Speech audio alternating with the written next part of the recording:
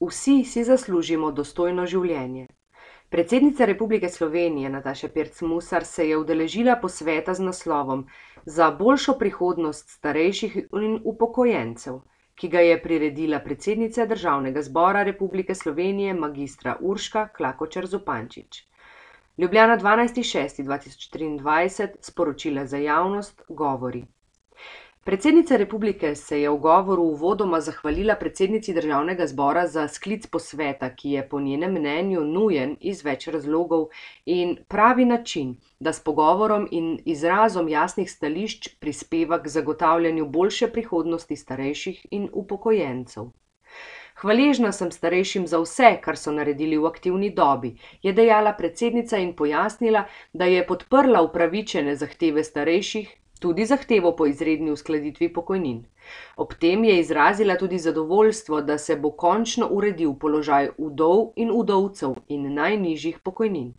Vsi si zaslužimo dostojno življenje, je poudarila predsednica Pirc Musar.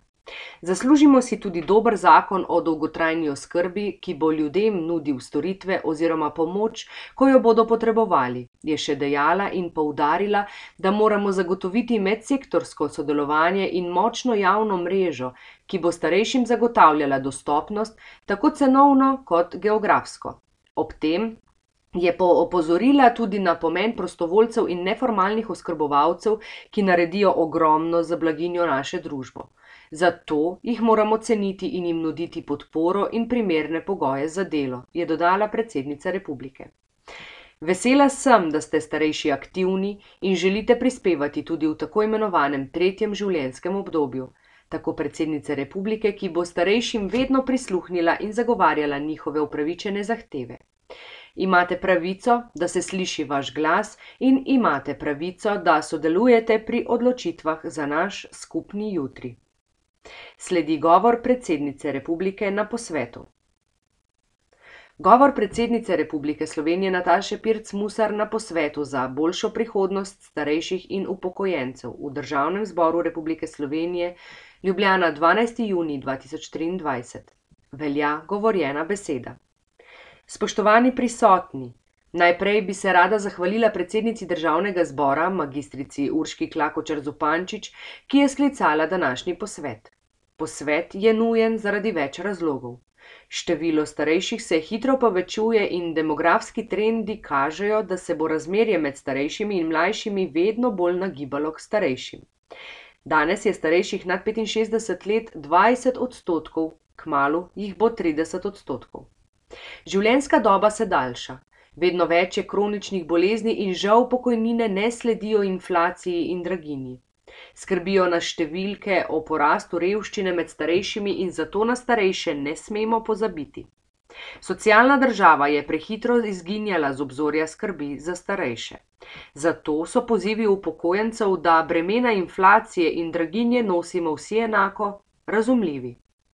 Danes se tu pogovarjamo in izražamo naša jasna stališča, kajti to je pravi način, da nas slišijo ne samo vlada, ampak tudi poslanke in poslanci in ne nazadnje vsi prebivalci in prebivalke Slovenije, ki želijo sodelovati pri urejanju naše družbe in se zavzemati za dostojno življenje. Veliko se pogovarjam tudi s starejšimi, ko jih obiskujem v različnih institucijah. Veliko mi jih tudi piše in ogromno je takšnih, ki bi radi prišli k meni na razgovor. Žal ima dan le 24 ur. Zato naj na tem mestu odgovorim vsem. Slišim vas, cenim vas in vem, da ste pomemben del družbe. Cenim vse generacije, tako starejše kot mlajše. Še posebej sem hvaležna starejšim, ki so gradili našo domovino, da imamo danes takšno življenje, ki nam ga marsikdo lahko zavida.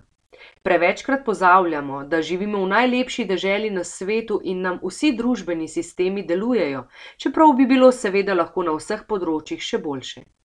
Zato sem podprla upravičene zahteve starejših, ki so me obiskali in mi predstavili težave in izzive, s katerimi se spopadajo.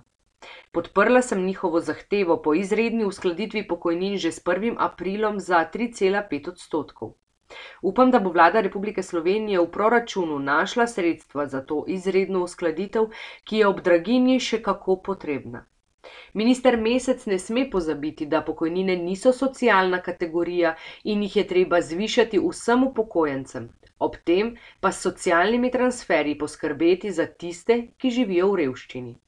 Veseli pa me, da se bo končno uredil položaj vdov in vdovcev in najnižjih pokojnin. Vsi si zaslužimo dostojno življenje. Zaslužimo si tudi dober zakon o dolgotrajni oskrbi, ki bo ljudem nudil storitve oziroma pomoč, ko jo bodo potrebovali. Zagotoviti moramo medsektorsko sodelovanje in močno javno mrežo, ki bo starejšim zagotavljala dostopnost tako cenovno kot geografsko in bo znala vključiti ter prepoznati vse prostovoljce in neformalne oskrbovalce, ki naredijo ogromno za blaginjo naše družbe. Zato jih moramo ceniti in jim nuditi podporo in primerne pogoje za delo. Hvaležna sem starejšim za vse, kar so naredili v aktivni dobi, ko smo vzpostavili tudi zdravstveni sistem, ki so nam ga vsi zavidali. Zato je skrajni čas, da ga okrepimo in približamo potrebam ljudi in ne željam po dobičku posameznih poklicnih skupin. Po obdobju COVID-19 so osamljenost in duševne stiske velik problem in čas je za ukrepanje. Povrniti moramo zaupanje ljudi tako na področju zdravstva kot drugje, da bomo lahko v miru in sodelovanju dostojno živeli. Nikoli ne smemo pozabiti, koliko starejši prispevajo k blaginji, ne samo s prostovoljstvom za starejše, ampak s prenosom znanja in izkušenj na mlajše generacije. Tukaj je prostora za izboljšave še veliko. Prevečkrat pa pozabljamo na vse delo, ki ga starejši opravijo v družini z varstvom vnukov, inštrukcijami in vsemi drugimi opravili, da mladi lahko gradijo kariere in konkurirajo na trgu dela. Solidarnost je vrednota, ki jo moramo živeti vsak dan. Vesela sem, da ste starejši aktivni in želite prispevati tudi v tako imenovanem tretjem življenjskem obdobju. Zato vam bom vedno prisluhnila in zagovarjala vaše upravičene zahteve. Imate pravico, da se sliši vaš glas. In imate pravico, da sodelujete pri odločitvah za naš skupni jutri. In vedno se bom oglasila, ko vam bodo zaradi naraščajočega staromrzništva kršene človekove pravice.